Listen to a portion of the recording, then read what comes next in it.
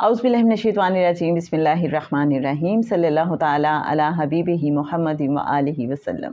मोहतरम ख़वातीन व हज़रात, अस्सलामु अलैकुम। हज़रत इस्माईल अलैहिस्सलाम का किस्सा आजकल हम अपने इत्तिसालुन नबी सल्लल्लाहु अलैहि वसल्लम लाइव सेशन में बयान कर रहे हैं, और उस हवाले से इस थर्सडे को जो सेशन हुआ उसमें आपका जो हासिल तफक्कुर था, जो सीधा बातें हमने सीखी समझी, आइए इस हवाले से कुछ बात करते हैं। जैसे कि आप जानते हैं कि हज़रत इब्राहीम अलैहिस्सलाम ने अल्लाह ताला से साले औलाद की दुआ की। सूरह अस-सफ़ात की आयत नंबर 100 में हमें इसका ज़िक्र मिलता है, और 101 जो सूरह अस-सफ़ात की आयत है उससे हमें पता चलता है कि अल्लाह ताला ने हज़रत इब्राहीम अलैहिस्सलाम को एक बुर्दबार लड़के की खुशखबरी दी और हज़रत इस्माईल अलैहिस्सलाम अता किए हैं। हज़रत इब्राहीम अलैहिस्सलाम की उम्र है इस वक्त 86 साल। तो आप जानते हैं कि जो अकलौती औलाद हो, बुढ़ापे की औलाद हो, तो वो कितनी अजीज़ होती है। हज़रत हाजरा अलैहिस्सलाम को तो औलाद अता हो गई, लेकिन इससे पहले हज़रत इब्राहीम अलैहिस्सलाम की जो पहली वाली ज़ौजा मोहतरमा हैं हज़रत सारा सलामुल्लाह अलैहा, अब वो ये देखती हैं कि हज़रत हाजरा को तो बेटा अता हुआ है, तो उन्हें अपनी महरूमी का और ज़्यादा एहसास होने लगता है, वो मग़मूम रहने लगती हैं। ये एक बड़ी नेचुरल सी फीलिंग है। ये नहीं होता कि बाज़ औक़ात जब हम दूसरों पे अताओं की बारिश देखते हैं तो कोई जेलसी हो, जेलसी नहीं होती, लेकिन बाज़ औक़ात अपने अंदर एक उदासी आने लगती है ये सोच के कि न जाने ये नेमत, ये दौलत मेरे पास क्यों नहीं है। इसको हो सकता है आप कंपैरिज़न समझ रहे हों, लेकिन शायद ये एक नेचुरल सा जज्बा है। अल्लाह ताला अपने बंदों के दिलों का हाल जानता है। अल्लाह ने प्लानिंग कुछ और कर रखी है। अब जब हम इस वाक़े को पढ़ते हैं तो समझ आती हैं कि हज़रत सारा सलामुल्लाह अलैहा की भी तालीफ़ क़ल्ब का सामान हो गया, यूँ कि अल्लाह ने हज़रत इब्राहीम अलैहिस्सलाम को हुक्म दिया कि हज़रत हाजरा और हज़रत इस्माईल अलैहिस्सलाम को मक्का की बेआबोगया वादी में छोड़ आएँ। तो जहाँ अब हज़रत सारा दिन रात देख रही थीं हज़रत हाजरा को और हज़रत इस्माईल अलैहिस्सलाम को, अब एक तरह से उनके लिए भी कहीं न कहीं यूँ महसूस होता है कि इंतज़ाम हो गया कि वो इस पेन से बाहर निकल आएँ। और दूसरी तरफ अल्लाह ने एक बड़ी स्कीम, बड़ा प्लान तैयार किया हुआ है। जी हाँ, हज़रत इस्माईल अलैहिस्सलाम की चूँकि औलाद में से आखिरी पैगंबर ख़ातिमुन नबीयीन सल्लल्लाहु अलैहि वसल्लम तशरीफ़ लाएंगे, तो उनको उस इलाके में बसाया जा रहा है जहाँ अब उनकी नस्ल चलेगी, और फिर आप सल्लल्लाहु अलैहि वसल्लम मक्का मुकरमा में ही ज़ाहिरी तौर पे तशरीफ़ लाएंगे। फिर हज़रत सारा और हज़रत इस्माईल अलैहिस्सलाम के वहाँ चले जाने से रफ्ता रफ्ता आबादी हुई। सबसे पहले तो वो हम वाक़या जो देखते हैं कि हज़रत इब्राहीम अलैहिस्सलाम उन्हें छोड़ के वापस आ गए हैं, और फिर जब वापस जा रहे हैं तो अल्लाह ताला से दुआ भी कर रहे हैं कि ए रब हमारे, मैंने बसाई है एक औलाद अपनी मैदान में जहाँ खेती नहीं, तेरे अदब वाले घर के पास, ए रब हमारे, ताकि कायम रखे सलात, तो रख बाज़ लोगों के दिल झुकते इनकी तरफ, और रोज़ी दे इनको फलों से ताकि ये शुक्र करें। तो ये समझ आ रही है कि वो चाह रहे हैं कि यहाँ जो भी मेरी औलाद अब बसे, फले फूले, तो वो कनेक्शन वाली हो, वो सलात कायम करने वाली हो, और फिर यहाँ के जो लोग हों उनके दिल इनकी तरफ माइल हों। ये बहुत बड़ी दुआ है, और फिर हम इसका जो नतीजा है, इसकी कबूलियत है, बाद के ज़माने में देख रहे हैं। जब चंद दिनों के बाद पानी ख़त्म हो जाता है, और पानी के बगैर तो गुजारा भी नहीं है। हज़रत हाजरा सलामुल्लाह अलैहा, अब वो जो सफ़ा और मरवा की पहाड़ियों के तकरीबन पास ही चूँकि खैमा लगा हुआ है, और बैतुल्ला जैसे कि समझ आती है कि वो मकाम बैतुल्ला था जहाँ पे उनका खैमा था। थोड़ा सा इमेजिन करने की कोशिश करें। اب پانی جب ختم ہو گیا ہے تو انہیں یہ خواہش ہوئی کہ میں کسی طریقے سے دیکھوں کوئی قافلہ آ رہا ہو تو اسے پانی طلب کیا جائے، تو وہ اونچائی پہ جاتی ہیں، صفا پہ چڑھتی ہیں کہ شاید دور سے کوئی قافلہ آتا ہوا نظر آئے۔ پھر انہیں دھیان ہے کہ پیچھے میرا بچہ اکیلا ہے، کہیں کوئی جانور نہ آ جائے، کہیں بچے کو کوئی چیز نقصان نہ پہنچا دے، تو ان کا دھیان اب آگے بھی ہے پیچھے بھی ہے، صحیح کر رہی ہیں۔ تو یہاں یہ سوال پیدا ہوتا ہے کہ جب انسان کسی بھی مقصد کے لیے صحیح کرتا ہے تو اس کا دھیان اپنے مقصد کی طرف بھی رہنا چاہیے، اور جو مقصد کا باعث ہے، کہ جیسے وہ اب پانی کی تلاش کر رہے ہیں تو وہ پہاڑی پہ چڑھتی ہیں اور کسی قافلے کو دیکھ رہی ہیں تو ان کا دھیان اس طرف بھی ہے، لیکن جس کے لیے پانی کی جستجو کر رہے ہیں پیچھے اس کی طرف بھی دھیان ہے۔ ایک تو یہ پوائنٹ ہے جو ہمیں سمجھنا ہے کہ زندگی میں جب بھی ہم کوئی ایفرٹ کر رہے ہیں، جو بھی صحیح کر رہے ہیں، تو یہ نہ ہو جیسے کچھ لوگ جب بزنس کرتے ہیں، پیسہ کمانا شروع کرتے ہیں تو اپنی فیملی کے لیے کما رہے ہیں تو فیملی کو بعض اوقات اگنور کرنا شروع کر دیتے ہیں۔ یہ سمجھنے کی بات ہے۔ ہم کوئی بھی زندگی میں کام کر رہے ہیں تو ہمارے اس کام کا پرپس کیا ہے، اس پرپس کی طرف ہمارا دھیان رہنا چاہیے، کام کی طرف تو ہے ہی۔ دوسری بات یہ سمجھ آتی ہے کہ ہر ایک جو ایفرٹ ہے اس کی قبولیت کا ایک وقت ہوتا ہے۔ اب حضرت حاجرہ نے ایک چکر لگایا ہے صفا مروہ کے درمیان، پیچھے بچے کی طرف بھی دھیان ہے، لیکن کامیابی نہیں ہوئی، پانی نہیں ملا۔ وہ بار بار ایفرٹ کر رہی ہیں۔ ایک تو یہ سمجھ آ رہی ہے کہ ایفرٹ کرتے رہنا ہے، ٹرائی اگین، جب تک مقصد حاصل نہ ہو جائے، رائٹ۔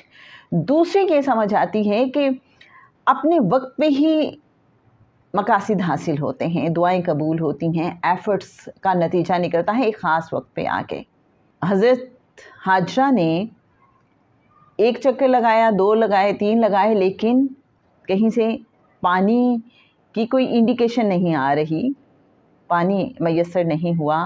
لیکن جب 7 چکر لگائے ہیں تو دیکھتی ہیں کہ جہاں حضرت اسماعیل علیہ السلام ایڑیاں رگڑ رہے تھے تو وہاں پانی کا چشمہ برآمد ہو گیا ہے۔ 7 کا عدد، جیسا کہ پھر آپ میں سے بہت سے جو ہمارے پارٹیسپینٹس تھی انہوں نے بات بھی کی کہ 7 کے عدد کو ایک خاص نسبت حاصل ہے۔ ہم اگر دیکھتے ہیں تو 7 زمینیں، 7 آسمان، اور پھر شعور کے بھی لیولز، اور اس کے علاوہ 7 کا عدد ہمیں جا بجا نظر آتا ہے، لیکن ہم اس کو عام لفظوں میں سمجھنے کی کوشش کریں تو یہ پتہ چلتا ہے کہ ایک خاص وقت ہوتا ہے جہاں پہ ایفرٹس اور دعائیں قبول ہوتی ہیں۔ یہ بھی سمجھ آتی ہے کہ حضرت حاجرہ سلام اللہ علیہا جب یہ ساری صحیح کر رہی ہوں گی تو ساتھ اللہ سے مناجات بھی کر رہی ہوں گی، تو دعا بھی ضروری ہے ایفرٹ کے ساتھ، صحیح کے ساتھ۔ پھر ہم مزید آگے بڑھتے ہیں۔ اوبویسلی اب پانی میسر ہو گیا، انہوں نے دیکھا کہ حضرت اسماعیل علیہ السلام جہاں پہ ایڑیاں رگڑ رہی ہیں وہاں پہ پانی کا چشمہ پھوٹ پڑا، اور جیسا کہ ہم نے پریویس ایپیسوڈز میں حضرت ابراہیم علیہ السلام کے قصے میں دیکھا تھا کہ کچھ روایات میں یہ بھی ملتا ہے کہ حضرت جبرائیل علیہ السلام نے اپنا پر مارا زمین پہ اور پھر پانی کا چشمہ پھوٹ پڑا۔ اللہ بہتر جانتا ہے جو بھی حقیقت ہے، لیکن اصل بات یہ ہے کہ پانی کا چشمہ پھوٹ پڑا، اور حضرت حاجرہ سلام اللہ علیہا نے جب دیکھا کہ پانی بہت تیزی سے زمین سے نکل رہا ہے اور اکٹھا ہونا شروع ہو گیا ہے تو انہوں نے زم زم کہا، ٹھہر جا، ورنہ تو نہ جانے وہاں شاید کوئی نہر ہی جاری ہو جاتی اور کوئی دریا ہی بن جاتا، اللہ بہتر جانتا ہے۔ لیکن زم زم سے یہ ہوا کہ ٹھہر جا۔ خیر وہ پانی تو آج بھی وہاں سے برآمد ہو رہا ہے اور یہ سلسلہ جاری و ساری ہے۔ درمیان میں کچھ عرصے کے لیے یہ رک بھی گیا تھا، اور بعد میں پھر ہم جانتے ہیں کہ یہ چشمہ حضرت عبد المطلب جو تھے انہوں نے دوبارہ سے ڈسکور کیا تھا، اور انہیں خواب میں اس کے حوالے سے بشارت دی گئی تھی اور انہوں نے اس حوالے سے ایفرٹ کی تھی۔ تو جناب جب کسی جگہ پہ پانی آتا ہے تو وہاں پہ پھر آبادی شروع ہو جاتی ہے۔ بنو جرہم کا قبیلہ سب سے پہلے وہاں سے گزرا، اس نے دیکھا کہ یہاں پرندے ہیں، اور جہاں پرندے ہوں تو سمجھ لیں کہ وہاں پانی ہوتا ہے، تو پرندے آتے ہیں۔ جب وہ اس ڈائریکشن میں آئے تو انہوں نے دیکھا ایک خیمہ کہ جہاں حضرت حاجرہ اور حضرت اسماعیل علیہ السلام تھے۔ اب وہاں پہ بارٹر سسٹم شروع ہوا اور انہوں نے کچھ کھانے پینے کی چیزیں حضرت حاجرہ سلام اللہ علیہ کی خدمت پہ پیش کیں اور ان کے عوض ان سے پانی طلب کیا۔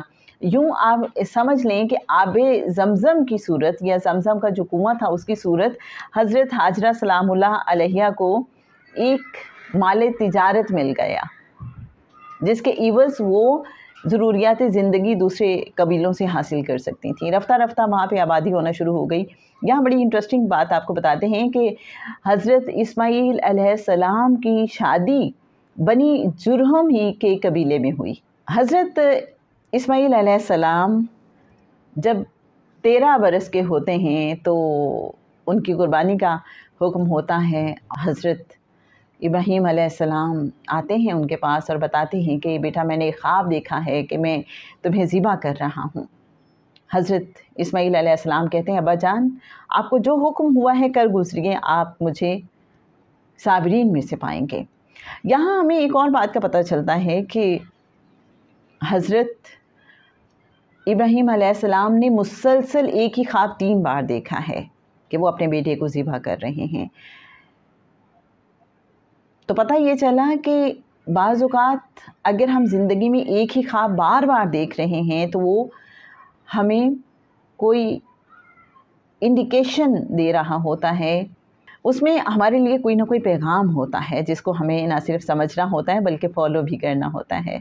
دوسری بات یہ کہ تسلیم و رضا والا جو خاندان تھا حضرت ابراہیم علیہ السلام کی، جب ہم لائف دیکھتے ہیں تو شروع سے آخر تک ہمیں وہاں تسلیم و رضا کا پیٹرن نظر آتا ہے۔ حضرت حاجرہ سلام اللہ علیہ کی زندگی کو دیکھتے ہیں تو وہاں بھی تسلیم و رضا، اور وہی ان کی اولاد میں بھی بات نظر آ رہی ہے۔ حضرت اسماعیل علیہ السلام کو جب یہ کہا جاتا ہے کہ بیٹا میں تمہیں ذبح کر رہا ہوں، یہ خواب دیکھتا ہوں، تو وہ بھی سر تسلیم خم کر دیتے ہیں۔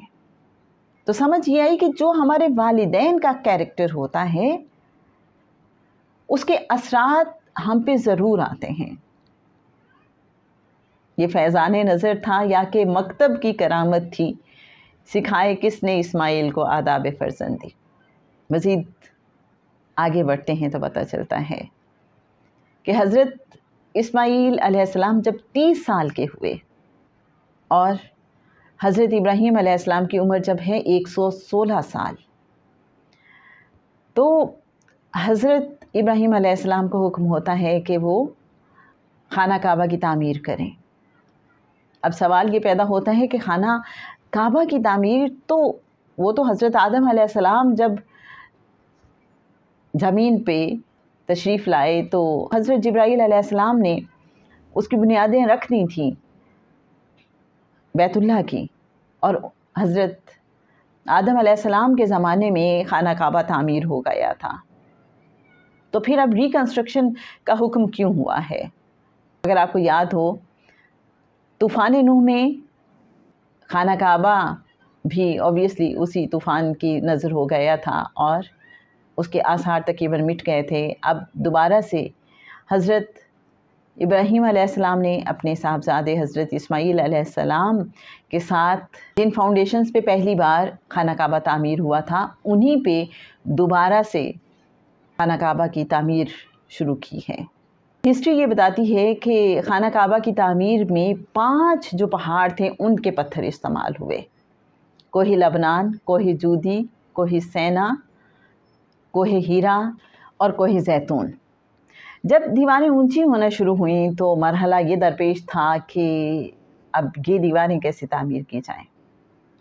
ہسٹری یہ بتاتی ہے کہ مکہ میں ایک پہاڑی سلسلہ ہے جسے ابو قبیس کہتے ہیں، وہاں سے ایک پتھر ملا جس کی خصوصیت یہ تھی کہ جب दीवारों को उठाना था, ऊंचा करना था, तो वो पत्थर उस हिसाब से ऊंचा होता चला जाता था, और जब नीचे उतरना होता था तो वो नीचे हो जाता था।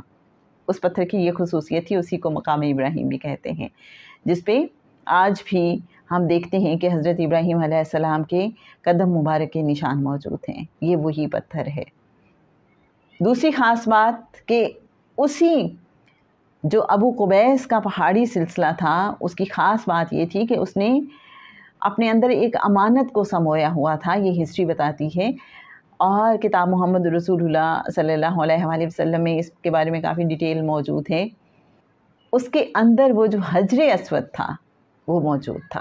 ऑब्वियसली हज़रत इब्राहीम अलैहिस्सलाम अल्लाह के बरगज़ीदा पैगम्बर, उनको अल्लाह ताला ने बता दिया कि हजर अस्वद कहाँ पे मौजूद है। तो उस अबू कुबैस पहाड़ से उस हजर अस्वद को लिया गया और उसको भी फिर नस्ब कर दिया गया। खाना काबा की तामीर मुकम्मल हुई। हज़रत इब्राहीम अलैहिस्सलाम और हज़रत इस्माईल अलैहिस्सलाम जब ये खाना काबा तामीर कर रहे थे तो दुआएं भी कर रहे थे। एक ऐसे नबी के मबूस होने के लिए रिक्वेस्ट कर रहे थे कि जो यहाँ के लोगों का तज़किया भी करे और जो इन्हें अल्लाह की आयत भी तिलावत करे और इन्हें किताब व हिकमत की तालीम भी दे। जैसे आके सूरह अल-बकरा की आयत नंबर 129 में हम देखते हैं, ए रब हमारे, और उठा इनमें एक रसूल इन्हीं में से, पढ़े इन पर तेरी आयतें और सिखा दे इनको किताब और हिकमत की बातें और इनको संवारे, और तू ही है असल ज़बरदस्त हिकमत वाला। और फिर सूरह अल-बकरा की आयत नंबर 151 में इस दुआ की कबूलियत का हमें पता चलता है। अल्लाह फरमाता है, जैसा कि हमने तुम में एक रसूल भेजा तुम ही में से, जो तुम पर हमारी आयत पढ़ता है, तुम्हारा तज़किया करता है और तुम्हें किताब और हिकमत की तालीम देता है और तुम्हें वो सिखाता है जो तुम नहीं जानते थे। तो जनाब ये फिर बैतुल्लाह की रिकन्स्ट्रक्शन हुई है। अब यहाँ पे स्पिरिचुअली हम देखते हैं कि बैतुल्लाह से क्या मुराद है और रिकन्स्ट्रक्शन से क्या मुराद है। अगर हम अपने अंदर झांकें, रब दिलां विच रहिंदा कहते हैं ना, मस्जिद ढा दे, मंदिर ढा दे जो कुछ ढैंदा, एक बंदे दा दिल ना ढाई, रब दिलां विच रहिंदा। तो बैतुल्लाह क्या है? हमारा दिल। रिकन्स्ट्रक्शन क्या है? बाज़ औक़ात हालात वाक़यात ऐसे होते हैं कि हम बड़ा डाउन फील कर जाते हैं, हमसे कुछ गलतियाँ सरज़द होती रहती हैं, हमारे कल्ब की कैफियत कुछ मिसमार सी हो जाती है। हम क्या करें? अपने आप को ईमान की तक़वियत देते रहें, इसकी रिकन्स्ट्रक्शन करते रहें, इसको पाक साफ़ करते रहें, इसका तज़किया करवाने के लिए अल्लाह से, आका सल्लल्लाहु अलैहि वसल्लम से रिक्वेस्ट करते रहें। फिर अपने ही बैतुल्लाह की कंस्ट्रक्शन नहीं करनी। ये जो दूसरों के दिल हैं इनको भी टूटने से बचाना है। एक बंदे दा दिल ना टाई, रब दिलां विच रहिंदा। और कभी लगे कि किसी का दिल ढह गया है, कुछ ऐसा हो गया है मामला, तो फ़ौरन उसकी रिकन्स्ट्रक्शन कर दें, जोड़ने की कोशिश करें। कहते हैं ना कि अल्लाह वाले कौन होते हैं? वही होते हैं जो लोगों को अल्लाह से जोड़ने की कोशिश करते हैं, जो टूटे हुए दिलों को जोड़ने की कोशिश करते हैं। दिलों को तोड़ना बहुत आसान है, लेकिन जोड़ने वाले अल्लाह के ख़ास बंदे होते हैं। तो बैतुल्लाह की रिकन्स्ट्रक्शन यही तो है जो अल्लाह के ख़ास बंदों का शिवा है। और जनाब एक और ख़ास बात जो सेशन में सबसे पहले आयदा आज़ीमी साहिबा ने की, कि जब हज़रत इब्राहीम और इस्माईल अलैहिस्सलाम मीना की तरफ जा रहे थे, जहाँ पे फिर हज़रत इस्माईल अलैहिस्सलाम को कुर्बान करने के लिए लिटा दिया गया, तो जब वो जा रहे हैं मक्का मुकरमा से मीना की जानिब, तो इब्लीस कैसे बर्दाश्त करे کہ اگر آج یہ قربانی ہو گئی تو یہ رہتی دنیا تک قائم رہے گی۔ ابلیس کو تو گوارا ہی نہیں ہے، اور وہ تو لگا ہوا ہے نا ڈیوٹی پہ۔ وہ جو ہم قرآن پاک میں مختلف مقامات پہ پڑھتے ہیں، حضرت آدم علیہ السلام کا واقعہ اور علم الاسماء ان کو عطا کرنے کا واقعہ، جہاں پھر سب سے کہا گیا تھا کہ آدم کو سجدہ کریں، لیکن سب نے سجدہ کیا سوائے ابلیس کے، اور جب پوچھا گیا تو نے کیوں نہیں کیا سجدہ، تو اس نے کہا تھا کہ میں بہتر ہوں کیونکہ میں آگ سے بنا ہوں اور آدم کو مٹی سے تخلیق کیا گیا ہے۔ اور جب وہ راندہ درگاہ ہو گیا تو اس نے اللہ سے مہلت مانگی تھی یوم یبعثون تک۔ تو اللہ نے کہا تھا کہ جو میرے بندے ہیں، جو میرے عباد ہیں، جو مخلصین ہیں، وہ تیرے بہکاوے میں نہیں آئیں گے۔ اب پتہ ہے ابلیس کو کہ یہ مخلصین ہیں، یہ عباد ہیں، اس کے باوجود وہ بہکانے کی کوشش ضرور کر رہا ہے۔ کیوں کی اس نے کوشش؟ تاکہ آج ہمیں پتہ ہو، اسٹیمپ لگوا دی اس نے کہ ہاں یہ مخلصین ہیں، یہ عباد ہیں۔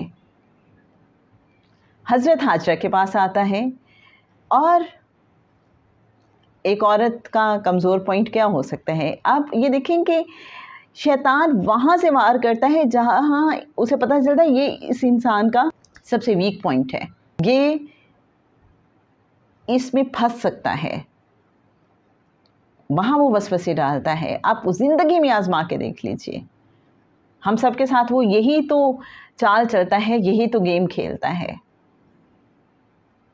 کہ ہمیں زندگی میں جو چیز سب سے زیادہ عزیز ہوتی ہے، جہاں ہم کمزور پڑ سکتے ہیں، وہ والا پوائنٹ ہمارے سامنے لا کے کھڑا کر دیتا ہے۔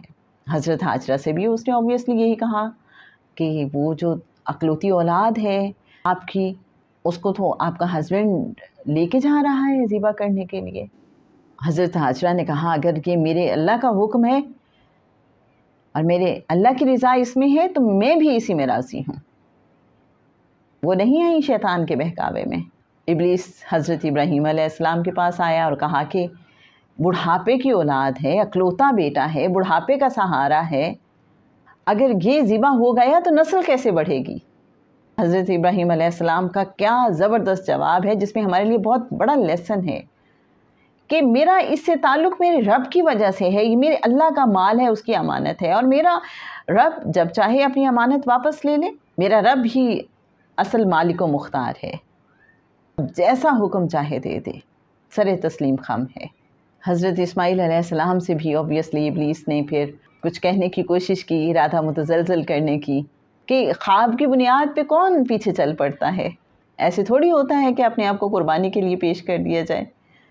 تو حضرت اسماعیل علیہ السلام کہتے ہیں کہ میرے والد صاحب اللہ کے برگزیدہ پیغمبر ہیں اور ان کے خواب سچے ہوتے ہیں، وہ جو کہہ رہے ہیں وہ صحیح ہے، مجھے ویسا ہی کرنا ہے۔ تو یہاں پھر حضرت ابراہیم علیہ السلام اور حضرت اسماعیل علیہ السلام جب اس پہ کنکریاں پھینکتے ہیں ابلیس پہ، اب یہ دیکھیں اس سنت کو بھی زندہ کر دیا گیا۔ آج بھی حج کے لیے جب جاتے ہیں حجاج تو حضرت ابراہیم علیہ السلام اور حضرت اسماعیل علیہ السلام کی اس سنت کو دہراتے ہیں، اوبویسلی انہیں یاد کرتے ہیں۔ تو اللہ نے اپنے پیاروں کی ادائیں کیسے کیسے محفوظ کر دی ہیں، ہمیں یہ بھی دیکھنا ہے۔ وہ حضرت حاجرہ ہوں، حضرت اسماعیل ہوں یا حضرت ابراہیم علیہ السلام، مجھے تو یہ لگتا ہے کہ جو اللہ کے ہو جاتے ہیں اللہ ان کا ہو جاتا ہے۔ اللہ بہانے بہانے سے ان کا ذکر کرواتا ہے اپنی مخلوق سے، اپنی مخلوق کو ان کے بارے میں یوں بتاتا ہے، ان کی اہمیت کے بارے میں، ان کے خاص ہونے کے بارے میں، کہ دیکھو یہ ہیں میرے خاص بندے، اور میرے خاص بندے جو ہوتے ہیں ان کا طرز عمل، طرز فکر ایسا ہوتا ہے، تم بھی ایسا کرنے کی کوشش کرو۔ تو جناب یہ ریمائنڈرز ہوتے ہیں ہم جیسوں کے لیے، اور یہ بھی کہ ہم ان سے محبت کریں اور ان کے عمل کو اپنانے کی کوشش کریں اور اپنی زندگی کو یوں روشن کر لیں۔ تو سمپلی جناب ہم نے یہ سمجھا کہ ہر چیز کو کیئر آف اللہ دیکھنا ہے۔ جب ہم کیئر آف اللہ ہر چیز کو دیکھنا شروع کر دیتے ہیں تو ہر عمل خوبصورت ہو جاتا ہے، ہماری زندگی آسان ہو جاتی ہے، اور ہمارے لیے بڑی سے بڑی قربانی کرنا بھی مشکل نہیں رہتا۔ جیسے حضرت ابراہیم علیہ السلام نے ابلیس کو جواب دیا کہ میرے بیٹے سے میرا تعلق اللہ کی وجہ سے ہے، یہ اللہ کی امانت ہے، اللہ کا مال ہے، وہی مالک و مختار ہے۔ اگر ہم اپنی زندگی میں یہ رویہ اپنا لیں تو ہمارے لیے قربانی دینا، اپنی will کو چھوڑنا، اپنی پسند کو چھوڑنا، اپنی من مانی کو چھوڑنا آسان ہو جائے گا۔ اور اللہ والے سمجھاتے ہیں کہ عبدیت تو ہے ہی یہ کہ اپنی مرضی کو چھوڑ دیں، من مرضی کو چھوڑ کے اللہ کی مرضی کو اپنا لیں، یہی عبدیت ہے اور یہی عبادت ہے۔ یہ سمجھ آتی ہے کہ جو سب سے محبوب چیز ہے زندگی میں، اس کو اللہ کی راہ میں قربان کرنا ہوتا ہے۔ نیکی ہے ہی یہ کہ جو محبوب ترین چیز ہے اس کو اللہ کی راہ میں قربان کر دیا جائے۔ اور یہ بھی سمجھ آتی ہے کہ جو لوگ ایسا کرنے کے لیے تیار ہو جاتے ہیں، اپنی محبوب ترین چیز اللہ کی راہ میں قربان کرنے کے لیے، اللہ انہیں کیسے کیسے نوازتا ہے، انہیں کیسے کیسے انعامات سے نوازتا ہے۔ اگر آج ہم حضرت ابراہیم علیہ السلام، حضرت اسماعیل علیہ السلام، حضرت ہاجرہ سلام اللہ علیہا کی بات کر رہے ہیں تو یہ اس بات کا ثبوت ہے کہ اللہ کیسے ان کا نام، ان کی یاد، ان کا ذکر باقی کر دیتا ہے، ان کو دوام عطا کر دیتا ہے، ان کی خوشبو کو پھیلا دیتا ہے۔ یہ بھی ایک انعام ہے۔ اور بھی بہت سے انعامات پھر حضرت ابراہیم علیہ السلام پہ ہوئے جن کا ذکر ہم پریویس ایپیسوڈز میں کر چکے ہیں۔ اللہ کریم ہم سب کو اپنے چنے ہوئے بندوں میں شامل فرما لے، جن کو وہ کھینچ کے خود سے قریب کر لیتا ہے، ان میں شامل فرما لے، اور اپنے حبیب، اپنے محبوب صلی اللہ علیہ وآلہ وسلم کے نالین مبارک میں دائمی قیام عطا فرما دے۔ حضرت اسماعیل علیہ السلام کے قصے کو انشاءاللہ ہم آگے بڑھائیں گے نیکسٹ ایپیسوڈز میں۔ اللہم صلی علی سیدنا و مولانا محمد معدن الجود والکرم وعلی آلہ وبارک وسلم۔ السلام علیکم ورحمۃ اللہ وبرکاتہ۔